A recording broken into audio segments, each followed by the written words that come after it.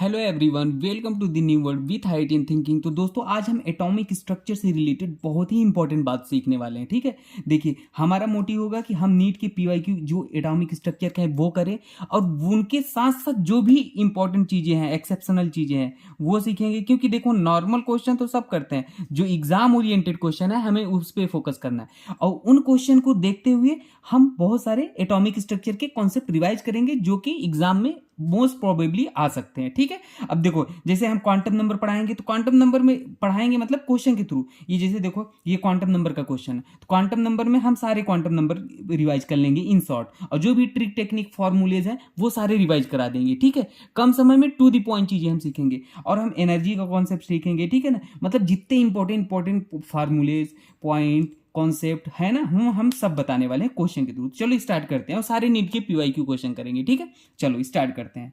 ठीक है, तो पहला क्वेश्चन है हमारा, इसमें बोला था match the correct of the following. मतलब जो भी ये गिवन है ना, मान लो अगर ये फर्स्ट, ये सेकेंड, ये थर्ड, ये फोर्थ, इनको क्या कराना था, मैच कराना था। ठीक है, करेक्टली। तो अब मैच, ये क्वांटम नंबर्स दे रखे थे, आपको मैच कराना है कि कौन सा ऑर्बिटल को ये करेक्ट फाइंड मतलब मैच करेंगे। तो मैं आपको सिंपली में बताता हूँ, इस क्वेश्चन को इरेज करता हूँ पहले। ठीक है, देखो, अब क्वांटम नंबर का बात कर लेते हैं कि निकलता ही कैसे है। ठीक है, इन शॉर्ट क्वांटम नंबर। ठीक है, देखो, क्वांटम नंबर ये कुछ नहीं होता, अगर सरल भाषा में बोले तो ये क्या होता है, digital address of electron. Digital, अभी समझाते हैं, एड्रेस ऑफ इलेक्ट्रॉन। देखो, डिजिटल एड्रेस ऑफ इलेक्ट्रॉन मतलब क्या, जैसे मान लो आपसे पूछा जाए कि आप कौन से कंट्री में रहते हो। ठीक है, तो आप कौन से कंट्री में रहते हो, ठीक है, तो आप कहोगे कौन से कंट्री, इंडिया। तो इंडिया हमारा क्या हो गया, principal quantum number, principal quantum number. ठीक है, कंट्री प्रिंसिपल क्वांटम नंबर, इसको एन से रिप्रेजेंट करते हैं।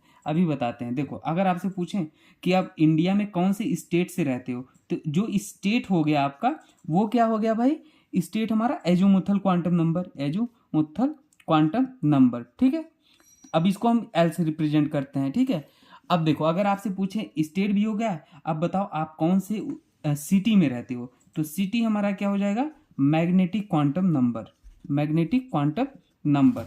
और अब सिटी में भी पूछे आप कौन से विलेज में रहते हो, सिटी में कौन से विलेज में, तो वो हो गया हमारा स्पिन क्वांटम नंबर। ठीक है, सरल भाषा में बताने की कोशिश किया। अब देखो, प्रिंसिपल क्वांटम नंबर ये क्या बताता है, आपको ये पता होना चाहिए। ये बेसिकली सेल के बारे में बताता है, किसके, सेल और एनर्जी के बारे में बताता है, ऑर्बिटल के। ठीक है, अब देखो, ये क्या बताता है, शेप ऑफ ऑर्बिटल बताता है, क्या, शेप। ठीक है, शेप, और सबसेल के बारे में भी पता चलता है। ठीक है ना, शेप, सबसेल। अब देखो, ये क्या बताता है, मैग्नेटिक सीटी, मैग्नेटिक क्वांटम नंबर, इसको एम से रिप्रेजेंट करते हैं, इसको एजोमुथल क्वांटम नंबर को एल से रिप्रेजेंट करते हैं, ये तो लिखा था, एम से रिप्रेजेंट करते हैं। ये क्या बताता है, ओरिएंटेशन बताता है। क्या बताता है, ओरिएंटेशन बताता है, या नंबर ऑफ ऑर्बिटल बताता है, नंबर ऑफ ऑर्बिटल। शॉर्ट में मैं लिख दे रहा, आप लिख लेना, अभी फार्मूला बताएंगे। ठीक है, और ये क्या बताता है, स्पिन, स्पिन बताता है इलेक्ट्रॉन की, क्या, स्पिन बताता है इलेक्ट्रॉन की। ठीक है, अब ध्यान दो, आगे देखो। तो अब देखो, अब मैं आपको थोड़ा सा और इसमें बता देता हूँ चीज़ें क्या होती हैं। जैसे देखो, प्रिंसिपल क्वांटम नंबर, अगर मान लो कोई आपके पास ऑर्बिटल लिखा है, मान लो 3s, तो जो ये पहले लिखा होता है यही होता है प्रिंसिपल क्वांटम नंबर। ठीक है, ये होता है। अब यल की वैल्यू क्या होती है, शॉर्ट में बताते हैं। यल की वैल्यू जो होती है ना, वो क्या होती है, 0 से n-1 तक। जैसे मैंने क्या लिखा था, 3s लिखा था ना, तो यहाँ पे n की वैल्यू कितनी थी, 3 थी, n की वैल्यू 3 थी। और यल की वैल्यू क्या हो जाएगी इसके लिए, 3s के लिए, 0 से n-1 तक, n-1, n 3 था, -1। अब इसे लिख लो, 0, 3, 2 आएगा, 3 में से 1 माइनस कर दोगे, 0, 1, 2, 3 में से जहां तक माइनस करो जो आता है वहीं तक रुक जाओ। तो देखो, 0 मतलब यस, 1 मतलब पी, 2 मतलब डी। अगर आगे और भी आता 3 तो क्या हो जाता है, एफ। आगे और आता 4 तो जी। ठीक है ना, लेकिन C S B D F तक ही होता है। तो ये चीजें आप याद रख लेना। ठीक है, अब मैग्नेटिक क्वांटम नंबर भी इसी से सिखा देता हूँ कैसे निकलता है, फिर हम क्वेश्चन करेंगे। ठीक है, देखो, मैग्नेटिक क्वांटम नंबर क्या होता है, -l से +l तक होता है। अब देखो, -l से प्लस यल की वैल्यू कितना आई थी हमारी, यस के लिए। अब देखो, ये यस ऑर्बिटल था ना, यस था ये, तो यस के लिए हमारी वैल्यू कितनी थी, 0, पी के लिए 1 थी, तो यस के लिए हमारी 0 थी, 3s के लिए तो -0 से प्लस 0 तक। भाई 0 ही आएगा m की वैल्यू, ठीक है ना, क्योंकि नंबर लाइन ड्रा करोगे तो 0 तो एक ही होता है, इधर माइनस होता है, इधर प्लस होता है, ठीक है। तो आगे हम क्वेश्चन में बताएंगे आपको कैसे करना है। और स्पिन कैसे निकालते हैं, अगर क्लॉक वाइज है तो प्लस हाफ कर देना, एंटी क्लॉक वाइज है तो माइनस हाफ कर देना। आप क्वेश्चन सॉल्व करते हैं बहुत हुआ, ठीक है। चलो अब क्वेश्चन आपको हम सॉल्व करके बताते हैं।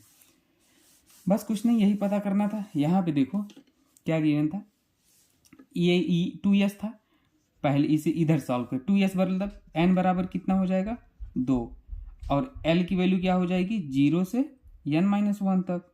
तो 0 n कितना था 2 -1, तो कितना हो जाएगा 0 1, तो ये हो जाएगा यस, ये हो जाएगा p। तो हमारी जो s की वैल्यू आ गई, s की वैल्यू कितना आ गई 0 आ गई, ठीक है। l की वैल्यू कितना आ गया, l की वैल्यू 2s के लिए हमारी 0 आ गई, ठीक है। और n की वैल्यू कितनी आ गई हमारी 2 आ गई। तो देखो n की वैल्यू 2 और l की वैल्यू 0 कहाँ पे है 2s के लिए, ये है, दिख रहा है, तो ये है, तो ये वाला हमारा इधर चला जाएगा, समझ गए। अब देखो 3s के लिए निकाल लो, इरेज करते हैं इसे। 3s के लिए निकालोगे तो n की वैल्यू कितनी है 3 है, और l की वैल्यू 0 ही आएगी, ठीक है। तो ये वाला हमारा ये इधर हो जाएगा, समझ पा रहे हो आप। अब जैसे इस 2p के लिए निकाल दो, तो 2p के लिए कैसे हो जाएगा, n की वैल्यू 2 हो जाएगी, और l की वैल्यू 0 से 1 आ जाएगा, 2 - 1 करोगे ना 1 ही आ जाएगा डायरेक्ट, तो 1 आ गया। मतलब l बराबर क्या आ जाएगा 1 और n बराबर 2, तो n बराबर 2 l बराबर 1 वो हमारी 2p के लिए, बाकी एक जो बचा ये इसके लिए हो जाएगा, ठीक है। डायरेक्ट आप ऐसे निकाल लोगे डी वाले के लिए, कोई दिक्कत नहीं। चलो अगला क्वेश्चन सॉल्व करते हैं, ठीक है। इससे कॉन्सेप्ट क्लियर, क्वांटम नंबर, ठीक है। बाकी हम एटॉमिक स्ट्रक्चर पढ़ाएंगे तो बहुत डिटेल में पढ़ाएंगे सब चीज़ें, टेंशन मत लो। अब देखो एनर्जी का कॉन्सेप्ट, दूसरा क्वेश्चन नीट का ये। मान लो आपके पास 4D है, 5D है और 5F है, दिख रहा है, और 6P है। तो आपको एनर्जी का ऑर्डर लिखना है। तो एनर्जी का फॉर्मूला क्या होता है याद रख लो, n+l। क्या होता है n+l, प्रिंसिपल क्वांटम नंबर और सेकेंडरी क्वांटम नंबर भी बोलते हैं एजीमुथल क्वांटम नंबर को, ठीक है। तो अब देखो निकाल लो पहले सबके। 4 देखो 4D के लिए जितना ज़्यादा ये होगा उतना ज़्यादा एनर्जी। 4D के लिए n की वैल्यू कितना आएगी 4, l की वैल्यू कितना आएगी निकाल लो, 0 से n-1 ऐसे लिख लो, 0 1 2 3, तो S-P-D-F कितना आ गया, D के लिए 2 आ गया, तो E बराबर कितना आ जाएगा, E बराबर 6 आ जाएगा, ठीक है। 5D के लिए निकाल लेते हैं, n की वैल्यू कितना आ गई 4, l की वैल्यू कितना आ जाएगी 2, ठीक है। n की वैल्यू 5 आ जाएगी ना, ध्यान देना छोटी मोटी गलतियां हो जाएंगी तो आप समझ जाना, ठीक है। n की वैल्यू 5 है ना, l की वैल्यू 2, तो E की वैल्यू 7 आ जाएगी। अब 5F के लिए निकालोगे, n की वैल्यू 5 और l की वैल्यू कितना आ जाएगी f के लिए 3, तो E बराबर आ जाएगा 8, ठीक है। अब ध्यान देना, और 6P के लिए निकालोगे तो n बराबर 6 और l बराबर कितना आ जाएगा P के लिए 1, तो E बराबर कितना आ गया 7। तो अब आप इसमें कैसे डिफरेंशिएट करोगे, ठीक है। किसमें कैसे डिफरेंशिएट करोगे, 5D में और 6P में कैसे डिफरेंशिएट करोगे ये मैं आपको सिखाता हूँ। देखो एक चीज़ तो क्लियर है हो गई, 5F का सबसे ज़्यादा होगा, कोई दिक्कत, 5F का सबसे ज़्यादा। उसके बाद देखो हम किसमें, और इसका वाला सबसे कम हो जाएगा क्योंकि 6 आ रहा है एनर्जी, दिख रहा है ना, इसमें 8 इसमें 6, तो ये वाला 4D वाला सबसे कम। अब बात आती है इन दोनों में कैसे डिफ्रेंशिएट करेंगे। तो देखो यहाँ पर हमारा क्या हो गया, 7 कॉमन आ गया, तो फिर किसकी वैल्यू आप देख लो, n की वैल्यू देख लो, ठीक है। अगर n की वैल्यू यहाँ पे 6 है, यहाँ पे n की वैल्यू 5 है, तो अगर मान लो ये एनर्जी कॉमन आ जाती है तो n की वैल्यू यहाँ ज़्यादा हो वो वाला ज़्यादा होता है एनर्जी। तो यहाँ पे 6 है, यहाँ 5 है, तो इसलिए 6P होगा और फिर 5D होगा, ठीक है। समझ गए बात आप। तो ये होगा हमारा कॉन्सेप्ट। तो ये और ये 6 था तो ये सबसे लास्ट में हो गया, ठीक है। तो ये आंसर हो जाएगा एनर्जी का। तो ये एनर्जी का कॉन्सेप्ट आप याद रखना, ठीक है। बहुत ही अच्छा क्वेश्चन था, 2019 में पूछा गया था, ठीक है। चलो आगे बढ़ते हैं। तो दोस्तों ये क्वेश्चन क्वांटम नंबर्स दे रखे थे, आपको पूछा था which of the following are incorrect, ठीक है। 2023 का क्वेश्चन है। तो अब इसमें आपको मैं कुछ इंपॉर्टेंट कॉन्सेप्ट सिखाने वाला हूँ इस क्वेश्चन के थ्रू। ऐसा नहीं है कि प्रीवियस जैसा है, थोड़ा सा अलग है। देखो आप कहोगे सर यहाँ पे इनकरेक्ट बोला था, ठीक है, तो सबसे कुछ इंपॉर्टेंट बातें मैं बता देता हूँ, हमेशा याद रख लेना। एन और एल की वैल्यू कभी इक्वल नहीं हो सकती, ठीक है, तो कहीं इक्वल दिख जाए तो पहले ही गलत कर दो, आप काट दो इसे, ठीक है ना। तो ये पहला, कभी कभी डायरेक्ट क्वेश्चन सॉल्व हो जाएंगे इससे, तो ये नोट करके लिख लेना। अब देखो इसमें ऐसा है नहीं, तो हम दूसरे रूल से देखेंगे। अब देखो हमने बोला कि जो एल की, देखो एन की वैल्यू क्या है, पहले केस में 4 है, तो एल की वैल्यू 3 है। तो एल की वैल्यू देखो क्या सही है या गलत है, सब एक एक करके चेक करना होगा, पर डायरेक्ट भी हो जाएगा। देखो बताते हैं एल की वैल्यू कैसे निकालते हैं, 0 से n-1 तक होता है फार्मूला। तो 0 एन की वैल्यू 4 है, -1 तो कितना हो जाएगा, 0 1 2 3, 3 4 में से 1 माइनस करोगे तो 3 आएगा, तो इसलिए हमने 3 तक लिख दिया, ठीक है। अब देखो यहाँ पे एल की वैल्यू कितना गिवन है, 3 है, लेकिन आप कहोगे सर यहाँ पे एल की वैल्यू कितना आ रही है, 1 2 3 4, ये 4 वैल्यू ऐसे नहीं देखते। ये वाली जो वैल्यू होती है ना, ये क्या होती है, मैक्सिमम वैल्यू होती है, ठीक है। तो ये भी पॉसिबल हो सकती, एल की वैल्यू हो सकती है, ये भी हो सकती है, ये भी हो सकती है। और ये क्या होती है, n-1, ये वाली ये मैक्सिमम वैल्यू होती है, n-1 वाली मैक्सिमम होती है। तो ये चीज़ें आप याद रख लेना, ठीक है। तो ऐसे ही अब देखो यहाँ पे कहोगे सर ये तो मान लो सही था, n बराबर 5 था दूसरे वाले में, l बराबर 2 था, तो l की वैल्यू कैसे आई, देखो 0 से 5 माइनस 1, तो 0 1 2 3 4। तो यहाँ पे देखो l बराबर कितना है, 2। आप कहोगे सर यहाँ पे तो l बराबर देखो कितनी वैल्यू आ रही है, ये 4 हो जाएगा। नहीं नहीं, ये मैक्सिमम वैल्यू है, याद रखना।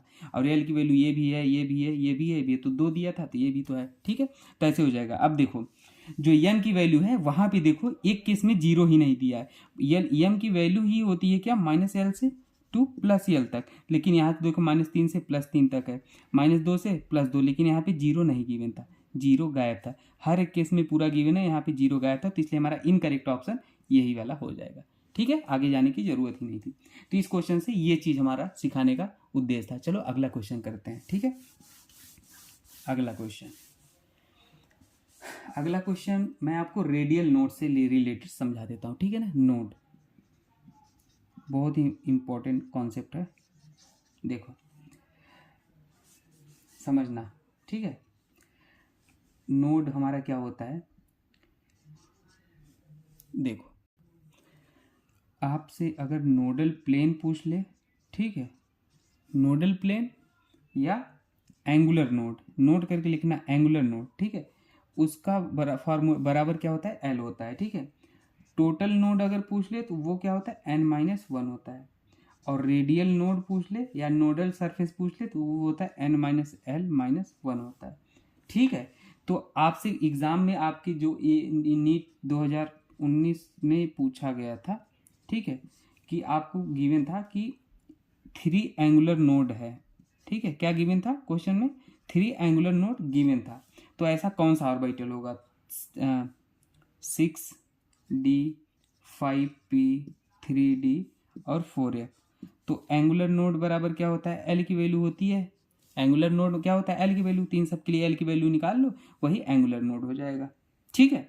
तो देखो इसके लिए एन की वैल्यू 6 है, तो एल की वैल्यू कितना हो जाएगी, 0 से n-1 तक, तो 0 1 2 3 4 और 5, ठीक है। तो हमारा एंगुलर नोड क्या हो जाता है, एंगुलर नोड कितना गिवन था, 3 गिवन था। तो एंगुलर नोड हमारा 3 गिवन था, तो एल की वैल्यू हमारी क्या आनी चाहिए, 3 आनी चाहिए, ठीक है। तो देखो 3 कहाँ पे आ रहा है, 3 नहीं आ रहा है। अब देखो अगले केस में 3 कहाँ आ रहा है पे, अभी मत बोल देना कि सर यही वाला तो है 3, ये नहीं, ये एल की वैल्यू ये पॉसिबल है, ठीक है ना। अब देखो जैसे 4f का निकालो, फिर मैं आपको समझाता हूँ। देखो 4f में क्या हो जाएगा, n की बराबर 4 और l बराबर क्या हो जाएगा, 0 से 4-1 तक, तो 0 1 2 3। तो ये मैक्सिमम वैल्यू पूछा था, तो कितना हो जाएगा, ये 3 है, तो 4f हो जाएगा हमारा ये, ठीक है ना, ये मैक्सिमम आ जाएगा। अब जैसे 5f वाले में निकालो कि n बराबर 5, l बराबर क्या हो जाएगा, 0 1 2 3 4, मैक्सिमम 4 आ रही है, यहाँ मैक्सिमम 5 आ रही है, और हमारा कौन बचा, इसमें तो आएगा ही नहीं, ठीक है। तो हमारा जो ये वैल्यू थी ना, ये देखना था, तो ये इसलिए हमारा ये वाला आंसर हो जाएगा, ठीक है। क्या एंगुलर नोड गिवन था, ठीक है ना, कितना 3, तो 3 गिवन था, तो इसलिए हमें ऐसे निकाल लिए। अब देखो अगला क्वेश्चन हम आपको सॉल्व करके बताते हैं, ये फार्मूला बाकी भी याद रख लेना, ठीक है ना, क्या पता आपके एग्जाम में पूछ ले। चलो अगला क्वेश्चन, ये क्वेश्चन था 2022 का। देखो मैं पढ़ देता हूँ। बोला था if radius of second Bohr orbit of the helium ion is इतना 105.8 picometre, what is the radius of third Bohr orbit of lithium ion. ठीक है ना। तो अब देखो हमें रेडियस का रिलेशन पता होना चाहिए। क्या होता है 0.53 n square upon Z angstrom में। ठीक है। और अगर आपसे पिकोमीटर में पूछता है तो क्या हो जाता है 5.29 अप्रॉक्स ले रहे हैं एन स्क्वायर अपॉन जेड। ये हमारा क्या किसके लिए किसके में आ जाता है पिकोमीटर में।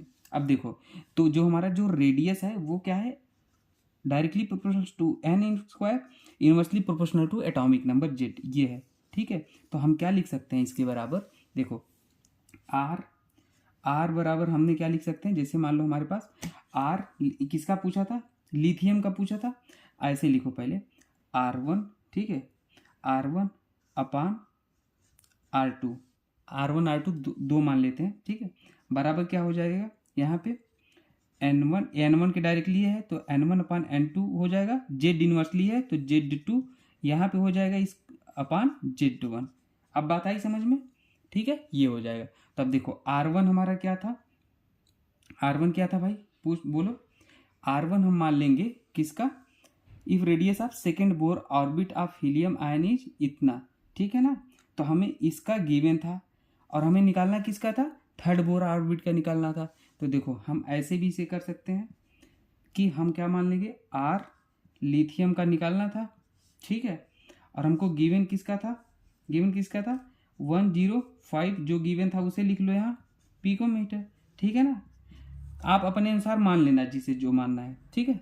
अब देखो यहाँ पे हमारा क्या है N1 कितना गिवन था बोलो। N1 हमारा अगर हम इसे लिथियम को क्या माने हैं फर्स्ट माने हैं, लिथियम को हमने फर्स्ट माना है और जो गिवन था इसको हमने सेकंड माना है। ठीक है। तो अगर लिथियम को हमने फर्स्ट माना है तो इसका बोर ऑर्बिट कितना गिवन था, थर्ड बोर ऑर्बिट गिवन था है ना। तो 3 स्क्वायर था और इंटू लिथियम का हमारा क्या हो जाएगा एटॉमिक एक सेकेंड, ये हो गया लिथियम का डिवाइड बाई हमारा क्या हो जाएगा N2 हमारा हम किसे माने ये वाले को माने हैं। ठीक है। वो आप अपने अनुसार किसी को भी मान लेना उसके अनुसार चेंज कर लेना। If radius of second Bohr orbit तो हमने क्या माना हीलियम को सेकेंड माना तो इसका 2 का स्क्वायर हो जाएगा। ठीक है। अब देखो हमने एटॉमिक नंबर किसका हमने Z2 क्या हो जाएगा, Z2 हमने ये माना है तो ये दो मतलब कि हमने हीलियम को क्या माना है अभी बताता हूँ 2/3। देखो हीलियम जो है उसे हमने क्या माना है, हीलियम को हम सेकंड माना है मतलब R2 के जैसे कंसीडर किया है, लिथियम को हमने फर्स्ट R1 की तरह कंसीडर किया है। ठीक है। और हमने जेड को इनवर्सली उल्टा कर दिए हैं। ठीक है। तो ये फार्मूले में पुट कर देना। तब इसे जब लिथियम का निकालना था, अब ये एटॉमिक नंबर है जेड, लिथियम का एटॉमिक नंबर कितना होता है 3 होता है ना। तो हमने 3 ये किसका लिख दिया लिथियम का। अब लिथियम का इनवर्सली था ना इसलिए नीचे, और ये हीलियम का 2 होता है तो 2 ऊपर लिख दिया। ठीक है। अब इसे कैलकुलेट कर लोगे आप तो ये आ जाएगा 158.7 पिकोमीटर, ये पिकोमीटर में आएगा। ठीक है। तो ये चीज़ें आप याद रख लेना। ठीक है। कोई दिक्कत नहीं। चलो अब अगला क्वेश्चन सॉल्व करते हैं। मैग्नेटिक क्वांटम नंबर और सेकेंडरी क्वांटम नंबर में रिलेशन क्या होता है। तो देखो जो हमारा मैग्नेटिक क्वांटम नंबर होता है ना NM वो क्या होता है 2l+1 होता है। ठीक है।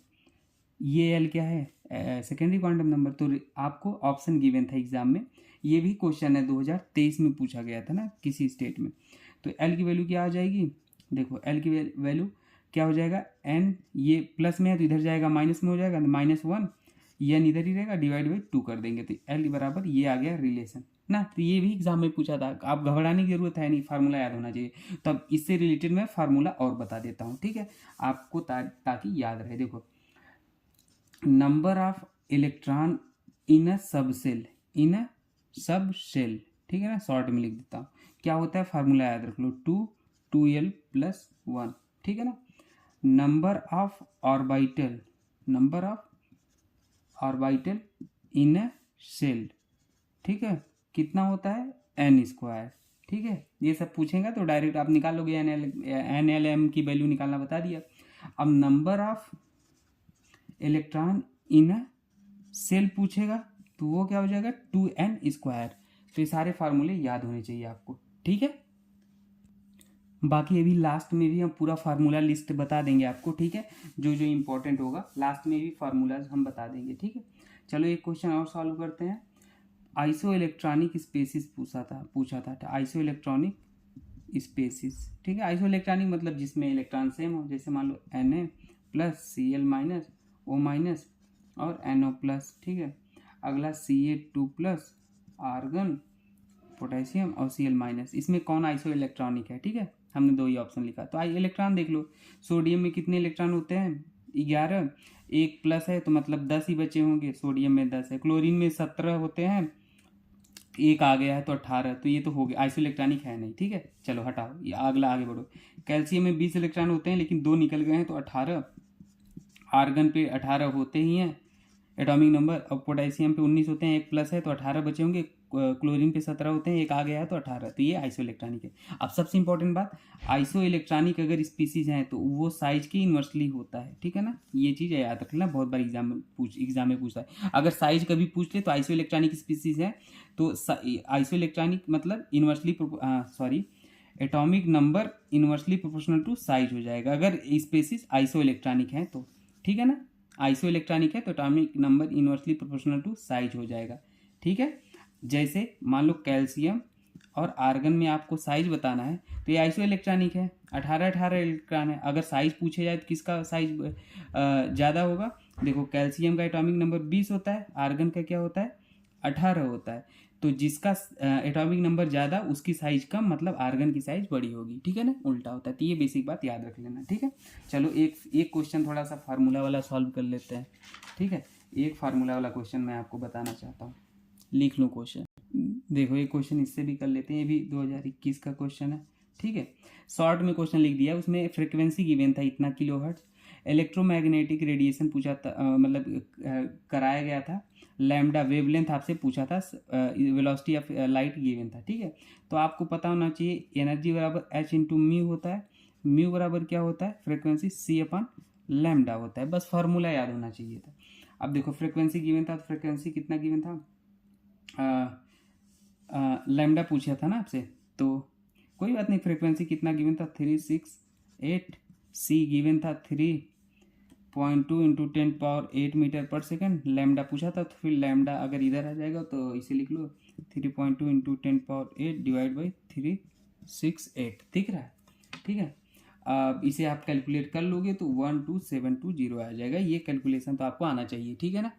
अगर कोई दिक्कत होगी कैलकुलेशन में तो उसकी भी अलग वीडियो बना देंगे, कोई टेंशन नहीं, पर ये सब बेसिक बातें हैं तो आपको आना चाहिए। मीटर में निकालना था तो ये सेंटीमीटर में 1.3 मीटर में आ जाएगा, ठीक है। ये क्योंकि मीटर पर सेकंड में था, किस में था, जिसमें भी होगा मीटर पर सेकंड में ही था, तो ये हमारी जो फाइनल आंसर मीटर में आएगी वो इतना आ जाएगी, ठीक है ना, इसे सॉल्व करोगे, ठीक है ना। 1 मीटर बराबर 100 सेंटीमीटर, तो वो यूनिट आप अपने अनुसार चेंज कर लेना, ठीक है। चलो आगे बढ़ते हैं। अब मैं आपको एटॉमिक स्ट्रक्चर का इम्पोर्टेंट फार्मूलेस बता देता हूँ, पूरा जितना होगा पूरा लिस्ट ही बना देता हूँ, ठीक है, आपको लास्ट टाइम पे। चलो देखो सबसे इम्पोर्टेंट बात, एनर्जी बराबर क्या होता है, कभी डायरेक्ट फार्मूला आता है, ठीक है ना, N 1240 अपान लैम्डा, ये एंगस्ट्रॉम में होगा, ये एनर्जी इलेक्ट्रॉन वोल्ट में आएगा, और ये N क्या है, N होता है नंबर ऑफ फोटॉन्स, याद रख लेना, डायरेक्ट क्वेश्चन हो जाएंगे, नंबर ऑफ फोटॉन्स, ठीक है। एक इलेक्ट्रॉन वोल्ट बराबर क्या होता है 1.6 इंटू 10⁻19 वोल्ट। एनर्जी बराबर एक फार्मूला और होता है क्या, पावर इंटू टाइम। सारे फार्मूले लिखते चलना, अब मैं आपको सारे फार्मूले लिखाऊंगा जल्दी जल्दी, ठीक है। ये होता है बेसिक बात है। और क्या होता है, एक पिकोमीटर बराबर क्या होता है 10⁻12 मीटर, एक फर्मी बराबर क्या होता है 10⁻15 मीटर, ये बेसिक चीज़ें याद रखना, ठीक है। और C बराबर क्या होता है म्यू इंटू लैम्डा, या वही कर लो, म्यू बराबर क्या हो जाएगा C अपान लैम्डा, बात देखिए फार्मूला आपको याद होना चाहिए। E बराबर क्या होता है H इंटू म्यू, म्यू की वैल्यू क्या होती है C अपान लैम्डा। कई फार्मूले बना सकते हो, बस एक ही याद रख लो, ठीक है। तो ये सब सारे फार्मूले याद रख लेना। बाकी आपको मैं क्या सिखा दूँ, एक इलेक्ट्रॉन सिस्टम है, एक इलेक्ट्रॉन सिस्टम के लिए ये जो फार्मूले बता रहा हूँ, ऑर्बिटल एंगुलर मोमेंटम, शॉर्ट में लिख दिया, MVR बराबर क्या होता है NH अपान 2 पाई होता है, ठीक है ना। रेडियस होता है 0.53 n square upon Z angstrom में होता है, ये याद रख लेना, ठीक है ना। अगली बात वेलोसिटी होता है, ये सब एक इलेक्ट्रॉन के लिए 2.18 into 10⁻6 z upon N metre पर सेकेंड होता है, ठीक है ना। टोटल एनर्जी अगर कभी आपसे पूछे तो -30.6 into Z square upon n square electron volt पर एटम होता है, ठीक है, टोटल एनर्जी। और टोटल एनर्जी हमारा रिलेशन होता है minus kinetic negative of kinetic energy बराबर पोटेंशियल एनर्जी डिवाइड बाई 2। बहुत ही इंपॉर्टेंट फार्मूले हैं, सारे नोट करते चलना, ठीक है ना। मैं जल्दी जल्दी ज़्यादा से ज़्यादा कवर कराने की कोशिश करूँगा। देखो टाइम पीरियड बराबर क्या होता है, inversely proportional to n cube upon Z square, direct question आते हैं, ठीक है ना। फ्रीक्वेंसी बराबर जो होता है 1/t होता है ना। फ्रीक्वेंसी का जो रिलेशन होता है Z square upon n cube होता है, ठीक है, नोट करते जाना। अब देखो, अब मैंने क्या बोला, एक आपको रिलेशन पता होना चाहिए, क्या, सेंट्रीपिटल फोर्स बराबर क्या होता है, centrifugal force mv square upon R के into Z E square upon R, centripetal centrifugal, ठीक है ना। ये बेसिक बातें आप जानते रहना। अब देखो एक चीज़ और मैं बताना चाहता हूँ आपको, आयनाइजेशन एनर्जी जो होता है -30.6 into Z square electron volt पर एटम, ठीक है, सब चीज़ें याद रख लेना, रिवाइज करा रहा हूँ। चलो आगे बताते हैं, ठीक है। अब हाइड्रोजन स्पेक्ट्रम के बारे में जैसे फार्मूले नहीं होते वो वाला बताता हूँ मैं, जैसे 1/λ बराबर क्या होता है RH Z square 1/n square minus 1/n2 square. अगर मान लो किसी को दिक्कत हो रही समझने में तो मैं एटॉमिक स्ट्रक्चर में डिटेल बताऊंगा, अभी मैं रिवीजन करा रहा हूँ, तो घबराने की कोई बात नहीं है, ठीक है। अब देखो ये चीज़ें समझना, मान लो आपके पास क्या है, बहुत सारे स्पेक्ट्रम गिवन है, ठीक है, ऐसे ध्यान देना। तो पहला स्पेक्ट्रम जो नीचे होता है उसे लीमन कहते हैं, फिर लीमन बामन पाश्चन ब्रैकेट फंड, ठीक है ना। तो लाला बद्री प्रसाद बुरी तरह फंसे, याद रख लो, लाला बद्री प्रसाद, ऐसे लिख लो, लाला बद्री प्रसाद बुरी तरह फंसे, ठीक है। एन की वैल्यू यहाँ पे क्या होती है, 1 होती है, यहाँ पे 2 3 4 5, ये चीज़ें आप याद रख लेना, ठीक है ना। यहाँ पे आर की जो वैल्यू है 1.1 इंटू 10⁻7 मीटर इनवर्स होती है, ठीक है। फार्मूला डायरेक्ट याद रख लेना फार्मूला, ठीक है, कोई दिक्कत नहीं होनी चाहिए, ठीक है। अब ये याद रख लेना, जो N2 है ये हमारा क्या होता है, हायर एनर्जी, ठीक है, और जो N1 होता है वो लोअर एनर्जी। हालांकि वो इलेक्ट्रॉन जहाँ से जहाँ जाता है वो होता है, ठीक है ना। देखो ये N1 N2 मैं आपको एग्जाम्पल के थ्रू कंफर्म करता हूँ, ठीक है, क्लियर करता हूँ। देखो जैसे मान लो आपसे बोला है calculate lambda for second line of बामर series for helium ion, ठीक है ना। देखो तो ये लीमन है, ये बामन है, ठीक है ना। तो क्या बोला है, calculate lambda for second line of बामर series, ठीक है। तो देखो ये बामर सीरीज है, इसकी फर्स्ट लाइन यहाँ से यहाँ तक हो रही है, सेकेंड लाइन ये वाली है, ठीक है ना। फर्स्ट वाला हमारा ये पॉसिबिलिटी है, सेकेंड वाला है, तो हमारा यही बताना था। तो लीमन से हमें क्या पता चला, लीमन का 1 होता है, बामन का 2 होता है, इसका 3 होता है, इसका 4 होता है। तो देखो यहाँ पे जो N1 की वैल्यू आ जाएगी वो कितनी है, 2, और N2 की वैल्यू जो है वो 4, ठीक है। आप ऐसे कैलकुलेट कर लेना, ठीक है। तो फार्मूला 1/λ बराबर RH, और हीलियम के लिए पूछा था तो हीलियम का एटॉमिक नंबर है Z2, 1/2 स्क्वायर माइनस 1/4 स्क्वायर, ये इसे सॉल्व कर लेना, ठीक है। चलो क्लियर, आगे बढ़ते हैं, ठीक है। अब आपसे कभी पूछ सकता है टोटल स्पेक्ट्रल लाइन ना, टोटल स्पेक्ट्रल लाइन क्या होता है, डेल्टा एन बराबर डेल्टा एन प्लस 1, ये आप याद रख लेना। और डेल्टा एन बराबर क्या होता है, N2 माइनस N1, ठीक है ना, याद रखना। डायरेक्ट फार्मूला हम बता रहे हैं आपको ना, स्पेक्ट्रल लाइन टोटल कैसे निकालते हैं। अब देखो अगर आपसे पूछे क्या, मैं आपको एक चीज़ और बताना चाहता हूँ। देखो ये क्वेश्चन ले लेता हूँ स्पेक्ट्रल लाइन पे, बोला है find spectral line in a Balmer series when electron make transition from 13 electron excited state to ground state, ठीक है ना। तो देखो जो 13th एक्साइटेड स्टेट मतलब क्या हो जाएगा, एन की वैल्यू कितना हो जाएगी, एन की वैल्यू हमारी जो आ जाएगी एक्साइटेड स्टेट की, वो कितना हो जाएगी, एक बढ़ा के लिखना है एक्साइटेड। अगर ग्राउंड स्टेट बोलता है तो एन बराबर एक, सेकेंड एक्साइटेड स्टेट तो एन बराबर 3, तो यहाँ 13 एक्साइटेड स्टेट, एन बराबर 14। ठीक है, तो अब देखो क्या बोला है, स्पेक्ट्रल लाइन इन बामर सीरीज क्या हो जाएगा, बताओ भाई, 14th माइनस, क्या बोला है, 14th माइनस, और when electron make transition from 14th electron excited state to ground state, समझ रहे हो। तो जो बामर सीरीज होता है, बामर सीरीज के ग्राउंड क्या हो जाता है, एन की वैल्यू 2, अरे अभी तो पता है, लीमन का 1, बामर का 2, तो हमारा ग्राउंड स्टेट हमारा देखो क्या हो जाएगा, यहाँ पे ये बामन के लिए ग्राउंड स्टेट क्या हो जाएगा, 2 हो जाएगा, ठीक है ना। तो यहाँ पे हमारा क्या आ जाएगा, 2 बराबर 13 स्पेक्ट्रल लाइन आ जाएगा, ठीक है ना। आप ये सब चीज़ें याद रख लेना, ठीक है।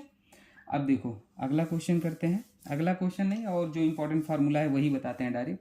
लैम्डा बराबर क्या होता है, डी ब्रॉगली हाइपोथेसिस एच अपान पी होता है, ठीक है ना। लैम्डा बराबर एच अपान एम बी भी होता है, ठीक है ना। लैम्डा बराबर कई फार्मूले होते हैं, एच अपान √2 इस पे भी आते हैं, काइनेटिक एनर्जी होता है, ये सारे फार्मूले आप याद रख लेना, ठीक है ना। लैम्डा बराबर 12.24 अपान वोल्ट एंगस्ट्रॉम, ये भी होता है। सारे फार्मूले मैं आपको बताने की कोशिश कर रहा हूँ ताकि आपका कुछ भी छूटे ना, ठीक है। ये हो गया, अगला देखना, हाइजेनबर्ग अनसर्टेनिटी प्रिंसिपल क्या होता है, momentum and velocity can't be determine simultaneously, तो delta X into delta P greater, quantum chemistry पढ़ोगे, बहुत ही लंबा केमिस्ट्री है, उसकी दुनिया ही अलग है क्वांटम केमिस्ट्री, इसलिए मैं उसमें ज़्यादा घुसना नहीं, बस आप छोटी छोटी चीज़ें जानो। Delta X into delta P greater than H upon 4 pi, ठीक है ना। अब ये सब चीज़ें आप जानते रहिए, एच की वैल्यू कांस्टेंट होती है 6.62 समथिंग होती है, आप याद रख लेना एच की वैल्यू क्या भी होती है, मैं लिख ही देता हूँ, एच की वैल्यू इतना समथिंग होता है, ठीक है। ये चीज़ें आप याद रख लेना, ठीक है। ये कांस्टेंट वैल्यू होती है तो इसलिए इसकी वैल्यू आपको बस, वैसे एग्जाम में आपको हम उम्मीद करते हैं गिवन होगी, ठीक है। अब देखो और रिलेशन पता होना चाहिए, डेल्टा इंटू डेल्टा टी बराबर क्या होता है, एच अपान 4 पाई होता है, ठीक है, ये पता होना चाहिए। अब फोटो इलेक्ट्रिक इफेक्ट का फॉर्मूला पता होना चाहिए, एनर्जी ऑफ इंसिडेंट लाइट, फिर वर्क फंक्शन, फिर काइनेटिक एनर्जी मैक्सिमम, और ये मिनिमम, ये पता होना चाहिए। ई क्या होता है, अभी एच इंटू म्यू होता है, ठीक है, ये वर्क फंक्शन वाला है, और ये काइनेटिक एनर्जी मैक्सिमम है, ठीक है ना। म्यू की वैल्यू सी अपान लैम्डा लिख सकते हो, कुछ भी, तो डायरेक्ट फार्मूले हैं, मैं आपको बताने की कोशिश किया, ठीक है ना। ये सब चीज़ें आप याद रख लेना, और मैं क्या बता दूँ, बस इतना चीज़ याद रख लेना, बाकी कुछ डाउट हो तो कमेंट सेक्शन में पूछ लेना। और मैं ये बताऊंगा, ट्रिक और ट्रिप्स का प्लेलिस्ट है, ट्रिक एंड टिप्स का प्लेलिस्ट है, उसे ज़रूर देखना, वहाँ पे आपके मैक्सिमम इनऑर्गेनिक के क्वेश्चन सॉल्व हो जाएंगे, और आपको लगा होगा मैंने थोड़ा भगा दिया तो आपका एग्जाम पास में है, तो मैं नहीं चाहता डिटेल में बहुत सारी चीज़ों को घुसना नहीं, एक एक एग्जाम्पल ओपन करके बता देता सब कुछ, ठीक है ना। तो बस फार्मूला याद कर लेना, और जो क्वेश्चन बता उसे जरूर दे लेना। एटॉमिक स्ट्रक्चर पढ़ाऊंगा तो बेहतरीन, हिटलर की कहानी से स्टार्ट करके एटॉमिक स्ट्रक्चर की ओरिजिन कहाँ से हुई, पूरा कहानी खत्म कर दूंगा, ठीक है। बाकी मिलता है नेक्स्ट वीडियो में दोस्तों, थैंक यू।